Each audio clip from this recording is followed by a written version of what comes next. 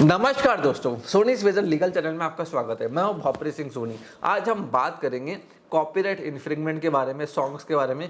क्या मैं commercial premises पे किसी भी सॉन्ग को यूज़ कर सकता हूँ, टैक्सीज में यूज़ कर सकता हूँ? इसी वीडियो के अंदर मैं सारे आंसर्स आपको देने वाला हूँ। देखो हुआ क्या था, रिसेंटली अभी केस हुआ है नोवेक्स कम्युनिकेशन प्राइवेट लिमिटेड, जो कि प्लेंटिफ है। इसने हयात क्या कहा, इसने केस फाइल करा कॉपीराइट इन्फ्रिंगमेंट का। इन्होंने कहा था कोर्ट के अंदर कि जो हयात होटल वाले वो न्यू ईयर की पार्टी में और बहुत सारे इवेंट्स में हमारे सॉन्ग्स को यूज करते हैं, प्ले करते हैं विदाउट अवर परमिशन। कोर्ट ने पूरे मैटर को भी सुना और क्या कमाल की बात पता है क्या, कोर्ट ने इसमें एक्स पार्टी ऑर्डर भी पास कर दिया। पूरे फैक्ट्स भी ब्रीफ करूंगा क्यों एक्स पार्टी ऑर्डर पास हुआ और कॉपीराइट लाइसेंसिंग का लॉ क्या बोलता है हिंदुस्तान के अंदर। आप देखो जो प्लेंटिफ है ना, बहुत बड़ी ब्रांड है, 2002-3 से ऑपरेट कर रहे हैं।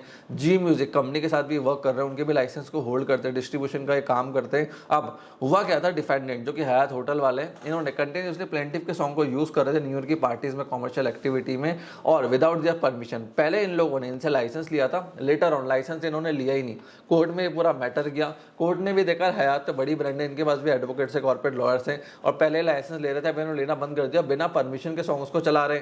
मतलब जानबूझ के ये कॉपीराइट इन्फ्रिंगमेंट कर रहे हैं। तो कोर्ट ने इस केस के अंदर एक्स पार्टी ऑर्डर पास कर दिया। देखो फ्रेंड्स, अगर आप किसी भी कॉमर्शियल एक्टिविटी के लिए किसी के सॉन्ग्स को चलाते हो, उससे आप पैसा अर्न करते हो विदाउट टेकिंग लाइसेंस, तो आप पे केस हो सकता है। आप एक इवेंट मैनेजर हो, इवेंट प्लानर हो, सॉन्ग बजा रहे हो, डीजे वाले हो, कोई होटल रेस्टोरेंट चेन चलाते हो, कॉपीराइट इन्फ्रिंगमेंट से बचना चाहते हो तो लाइसेंस लेना जरूरी है। अगर ये वीडियो कोई होटल वाला देख रहा है, होटल ओनर देख रहा है, रेस्टोरेंट वाला देख रहा है, इवेंट वाला देख रहा है ना, आपको लग रहा है मेरे पे अभी तक छापा नहीं पड़ा, तो एक चीज समझ आना, आप बचे हुए हो। जब तक चोर पकड़ा नहीं जाता वो चोर नहीं कहलाता है। जिस दिन वो पकड़ा जाता है उस दिन वो आदमी चोर बन जाता है। चोरी तो हर कोई कर रहा है हिंदुस्तान में मैक्सिमम लोग, बट चोर वही होता है जो पकड़ा गया। हाँ, अर्शद मेहता इतने सालों से स्कैम कर रहा था, पकड़ा वो 1992 में गया। समझ रहे हो इस बात को? तो ये चीज़ समझना आपके लिए बहुत ज़्यादा ज़रूरी है कि अगर आप लॉ की नॉलेज नहीं रखोगे, बिजनेस को स्केल करोगे, कभी भी आप पे केस हो जाएगा और आपका बिजनेस मॉडल ठप पड़ जाएगा। इसलिए अच्छे से लॉ को फॉलो करना जरूरी है। अब आप एक टैक्सी चलाते हो और आपने स्पॉटिफाई या किसी का गाना चला दिया, तो क्या वो कॉपीराइट इन्फ्रिंगमेंट हो गया वहाँ पे सॉन्ग का? अब देखिए, अब मैं टैक्सी चला रहा हूँ और मैं सॉन्ग मेरे पर्सनल यूज़ के लिए चला रहा हूँ। अब मैं टैक्सी चला रहा हूँ, 300 रुपये टैक्सी का, और कस्टमर को कहता हूँ तेरे को गाने सुनने अगर 1 घंटा तो 100 रुपये उसको एक्स्ट्रा लूंगा। तो वहाँ मैंने सॉन्ग से कॉमर्शियल एक्टिविटी कर दी, उससे पैसे बनाने लग गया, उसको मोनेटाइज करने लग गया। तो वहाँ पे मुझे म्यूजिक कंपनी को पैसा देना पड़ेगा। समझे इस बात को? मतलब जब तक मैं किसी चीज़ को मोनेटाइज नहीं कर रहा हूँ, पर्सनल यूज़ के लिए रख रहा हूँ, मेरे यूज़ के लिए, रेसिडेंस पे यूज़ कर रहा हूँ, कोई उससे कॉमर्शियल एक्टिविटी नहीं कर रहा कि मेरे घर पे 5 दोस्त आए, यूट्यूब पे मैंने गाना चलाया, उनके साथ डांस करा, पार्टी वार्टी सब कुछ करा, कोई दिक्कत नहीं है। बट मैंने घर पे पार्टी रखी, 10 लोगों को बुलाया, सबसे 100-100 रुपये, 1000 रुपये लिए, वहाँ मैंने कॉमर्शियल एक्टिविटी कर दी, तो अब मुझे जाके लाइसेंस लेना पड़ेगा। अगर मैं कॉमर्शियल एक्टिविटी नहीं कर रहा हूँ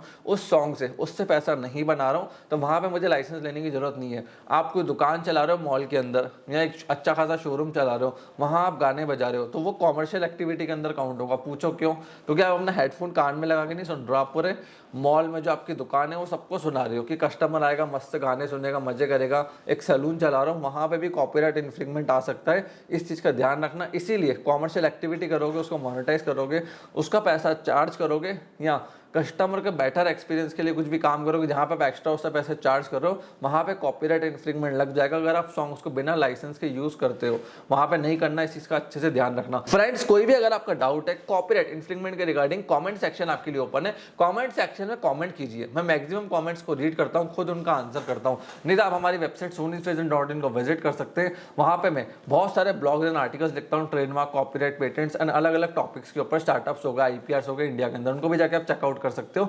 डिस्क्रिप्शन में आपको लिंक मिल जाएगा। अगर आपको मेरे से कनेक्ट होना है, आप मेरे से इंस्टाग्राम पे कनेक्ट हो सकते हैं, लिंक्डइन पे कनेक्ट हो सकते हैं। दोनों प्रोफाइल आपको स्क्रीन पर दिख रही होंगी, यहाँ मैं मैक्सिमम एक्टिव रहता हूँ। इन प्रोफाइल्स पे जाके आप मेरे से कनेक्ट हो सकते हैं। फ्रेंड्स, आपने इस वीडियो को यहाँ तक देखा, हम लोग को इतना पेरेंट्स सपोर्ट दिया, उसके लिए धन्यवाद।